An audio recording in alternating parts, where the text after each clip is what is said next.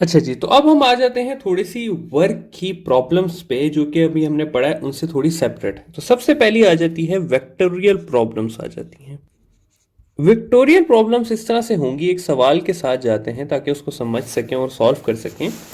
सवाल कुछ इस तरह से होगा कि a force of 2i plus 3j minus 2k Newton acts on a body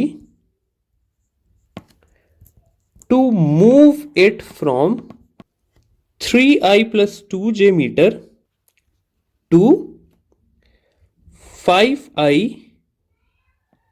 plus 5j minus 6k metre, find the work done by the body. ठीक है, ये सवाल है, बहुत इजी सवाल है। अगर आप लोगों को डॉट प्रोडक्ट याद होगा तो ये आप लोगों के लिए कुछ मुश्किल नहीं है।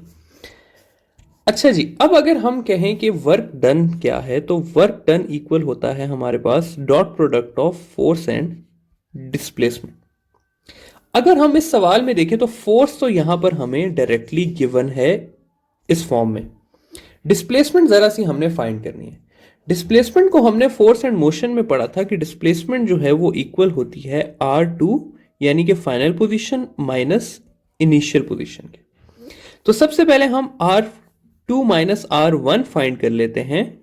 तो R2 माइनस R1 इक्वल हो जाएगा मेरे पास 5i plus 5j minus 6k जो कि फाइनल पोजीशन है, माइनस 3i प्लस 2j। तो माइनस के लिए हम साइन रिवर्स कर देते हैं, तो इसका आंसर मेरे पास आ जाएगा 2i plus 3j minus 6k।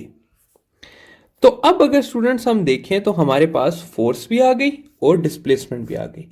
Force क्या है हमारे पास? फोर्स हमें दी हुई है 2i plus 3j minus 2k। अब सिंपली हमने क्या करना है कि वर्क की इक्वेशन में फोर्स की वैल्यू डालनी है, यानी कि 2i plus 3j minus 2k, और जो डिस्प्लेसमेंट हमने फाइंड की है 2i plus 3j minus 6k, और इसका मैंने डॉट प्रोडक्ट निकाल लेना है। अब डॉट प्रोडक्ट निकालने का तरीका क्या है कि मैं i को i से मल्टीप्लाई करूंगा, j को j से मल्टीप्लाई करूंगा और k को k से मल्टीप्लाई करूंगा, और i मल्टीप्लाई होके 1 हो जाएगा, j मल्टीप्लाई होके 1 हो जाएगा और k मल्टीप्लाई होके 1 हो जाएगा। तो मैं इस तरह से लिख लूंगा, तो ये हो जाएगा 4 प्लस 9 प्लस 12 जो कि मेरे पास हो जाएगा 25 जूल्स। ठीक है, तो कोई भी वेक्टर का सवाल आए आप लोगों को, ये एक वो सवाल है जिसमें मैंने आपको डबल डिस्प्लेसमेंट दिया। अब यूजुअली आपको इंट्री टेस्ट में डबल डिस्प्लेसमेंट वाला सवाल नहीं आएगा, सिंगल आएगा कि एक फोर्स की वैल्यू दी होगी, एक डिस्प्लेसमेंट की, और आपसे पूछा होगा कि वर्क डन फाइंड कर लें। तो वर्क डन सिंपली आप डॉट प्रोडक्ट के थ्रू फाइंड कर सकते हैं। ठीक है, नेक्स्ट चीज जो है वो है हमारे पास इंटीग्रेशन के सवाल आ जाते हैं। ठीक है, अब मैथ्स के जो स्टूडेंट हैं, जो इंजीनियरिंग के हैं, उनके लिए वो सवाल बिल्कुल मुश्किल नहीं होते, लेकिन जो हमारे पास मेडिकल के स्टूडेंट्स होते हैं उनके लिए वो सवाल काफ़ी मुश्किल होते हैं। और लास्ट टाइम तकरीबन हर अल्टरनेट पेपर में ऐसे सवाल आ रहे थे। ठीक है, तो सवाल क्या है और उसको सॉल्व कैसे करना है, मैं एक शॉर्टकट सा सिखाऊंगा आप लोगों को। सवाल इस तरह का आया हुआ था लास्ट टाइम कि a force of 7 minus 2x plus 3x square Newton acts on a body to move it from position x is equal to 0 to x is equal to 5। ये सवाल आया हुआ था। ठीक है, अच्छा, अब इस सवाल में आप लोगों ने करना क्या है? इस सवाल में स्टूडेंट्स मैं आप लोगों को इंटीग्रेशन नहीं सिखा रहा, इसलिए अगर कोई स्टूडेंट बाद में मुझे कहे कि सर आपने इंटीग्रेशन गलत तरीके से की है, हमारा काम तरीका नहीं है, हमें यहाँ पर स्टेप्स के मार्क्स नहीं मिलते, हमें यहाँ पर आंसर निकालने के मार्क्स मिलते हैं। ठीक है, तो हमने बेसिकली आंसर निकालना है। आंसर कैसे निकालना है वो देखें आप लोग।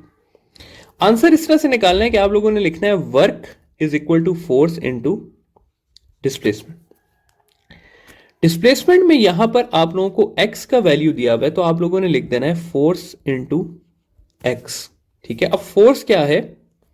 फोर्स है आप लोगों के पास 7 minus 2x plus 3x square into आपने लिख देना है x। अब ये x जब बाकी के साथ मल्टीप्लाई होगा तो ये बन जाएगा 7x minus 2x square plus 3x cube. ठीक है, फिर नेक्स्ट स्टेप में आपने क्या करना है कि आपने यहां पर x की पावर्स को देखना है। ठीक है, ये आपने देखना है x की पावर्स को। तो यहां पर अगर मैं देखूं तो x की पावर 1 है, तो आपने इस फिगर को डिवाइड कर देना है 1 से। यहां पर x की पावर 2 है, तो आपने यहां पर इसको डिवाइड कर देना है 2 से। और यहां पर x की पावर 3 है, तो आपने इसको डिवाइड कर देना है 3 से। फाइनल स्टेप आपने देखना है कि आपको x की वैल्यू क्या दी हुई है। तो x की वैल्यू आपको दी हुई है 5 माइनस 0 यानी कि 5। ठीक है, तो अब आपने क्या करना है कि सिंपली x की वैल्यू पुट करनी है। तो ये हो जाएगा मेरे पास 7 into 5 divided by 1 minus 2 into 5 square divided by 2 plus 3 into 5 cube divided by 3। जब आप इसको सॉल्व करेंगे तो आपके पास आंसर आ जाएगा 135 जूल्स। ठीक है, तो इस तरह से सवाल सॉल्व करते हैं। अगेन एक और सवाल करते हैं ताकि आप लोगों को मजीद अच्छे तरीके से समझ आ जाए। एक और सवाल दिया हुआ था, ये मैं आपको पास्ट पेपर्स की सवाल करा रहा हूं कि a force of 0.5x plus 10 Newton acts on a body to move it from x is equal to 0 to x is equal to 2। ठीक है, अगेन वैसा ही सवाल है, तो आपने उसी तरह सारे स्टेप्स फॉलो करने हैं। फर्स्ट स्टेप में क्या है कि आपने लिखना है f इंटू डी। यहां पर देखना है कि d किसके इक्वल है, तो x के, तो आपने इसको चेंज कर देना है f इंटू एक्स से। आगे आपने f की इक्वेशन डालनी है जो कि है 0.5x प्लस 10 इंटू एक्स। ये जब मल्टीप्लाई होगा तो ये चेंज हो जाएगा 0.5x स्क्वेयर प्लस 10x से। नेक्स्ट चीज जो देखनी है वो आपने देखनी है x की पावर। तो यहां पर है पावर 2 और यहां पर है पावर 1। तो 0.5x को डिवाइड कर देंगे 2 से और 10 को डिवाइड कर देंगे 1 से। और फाइनली जो है वो हम x की वैल्यू डाल देंगे जो कि इस केस में है x is equal to 2 minus 1 यानी कि 2 माइनस 0 यानी कि 2। ठीक है, तो यहां पर जब मैं वैल्यू डालूंगा तो ये बन जाएगा 0.5 into 2 square divided by 2 plus 10 into 2। तो ये हो जाएगा 2 डिवाइडेड बाई 2 प्लस 20 जो कि हो जाएगा 21 जूल्स। ठीक है, तो ये है जी दूसरे टाइप के सवाल कि कैसे सवाल आ सकते हैं। फाइनली देख लेते हैं जरा सा हम ग्राफिकल रिप्रेजेंटेशन ऑफ वर्क को कि ग्राफिकली जो है वो वर्क कैसे रिप्रेजेंट होता है। तो ग्राफिकली जो है वर्क वो रिप्रेजेंट होता है हमारे पास area under f d curve. ठीक है, क्या होता है? Area under f d curve. हमने पढ़ा था कि एरिया अंडर ग्राफ इक्वल होता है x इंटू वाई के, तो ये हो जाएगा इंटू एफ जो कि होता है वर्क के इक्वल। ठीक है, इसको फर्दर जो है स्टूडेंट्स हम 3 क्लासेस में डिवाइड कर सकते हैं, 3-4 सिनेरियोस में। बेसिकली क्लासेस तो इसको मैं नहीं कह सकता। पहला जो है वो इस तरह से आया होगा आप लोगों के पास ग्राफ, जो कि मोस्ट कॉमनली आता भी है। पहला ग्राफ हो सकता है आप लोगों के पास इस तरह से हो, दूसरा इस तरह से हो और तीसरा जो है वो इस तरह से हो। अच्छा, अगर आप स्टूडेंट्स अब इस फर्स्ट ग्राफ के ऊपर गौर करें तो फर्स्ट ग्राफ जो है उसमें फोर्स जो है वो चेंज नहीं हो रही। देखिए फोर्स जो वाई एक्सिस में है वो चेंज नहीं हो रहा, तो इसको हम कहते हैं वर्क डन बाय अ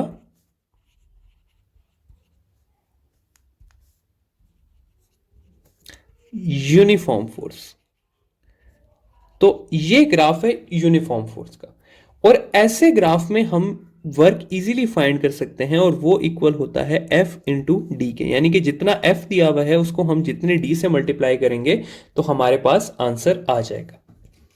अच्छा, अब आप दूसरे कर्व में देखें अगर स्टूडेंट्स, ये जो स्ट्रेट लाइन का कर्व है तो इसमें फोर्स इंक्रीज कर रही है, लेकिन फोर्स यूनिफॉर्मली इंक्रीज कर रही है। तो इसको हम लिख सकते हैं कि वर्क डन बाय अ यूनिफॉर्मली इंक्रीजिंग फोर्स। ठीक है, और इसमें जो एरिया अंडर कर्व है वो होगा हाफ एफ इंटू डी के, क्योंकि ये एक ट्राइंगल है और ट्राइंगल का एरिया होता है half x into y. Finally अगर हम बात कर लें इस ग्राफ की, तो इस ग्राफ की कोई प्रॉपर शेप नहीं है, तो यानी कि फोर्स इंक्रीज कर रही है लेकिन डिफरेंट स्टाइल से। तो इसको हम लिखते हैं कि वर्क डन बाय अ वेरिएबली इंक्रीजिंग फोर्स। और ऐसे ग्राफ का वर्क डन फाइंड करने के लिए हमें क्या करना पड़ता है कि हम इसको छोटे छोटे पैचेस में डिवाइड करते हैं इस तरह करके, और फिर हम हर पैच का अलहदा वर्क फाइंड करते हैं, और हम एंड में उसकी समेशन ले लेते हैं कि i runs from 1 to n f and d n cos of theta. ठीक है, तो ये है बेसिकली क्या हमारे पास ये वर्क डन के 3 किस्म के ग्राफ्स। थर्ड ग्राफ एफएससी में इंपॉर्टेंट था, लेकिन एंट्री टेस्ट में मैंने कभी इसका सवाल आते हुए नहीं देखा। सिंपल इक्वेशन का आइडिया होना चाहिए। ये जो फर्स्ट 2 ग्राफ्स हैं इसमें आपको डायरेक्ट ग्राफ दिया होगा और वर्क का आपसे पूछा जा सकता है। ठीक है, तो ये हो गया जी हमारा वर्क का टॉपिक खत्म। अब हम जाते हैं अपने नेक्स्ट टॉपिक पे, जो कि है एनर्जी का टॉपिक।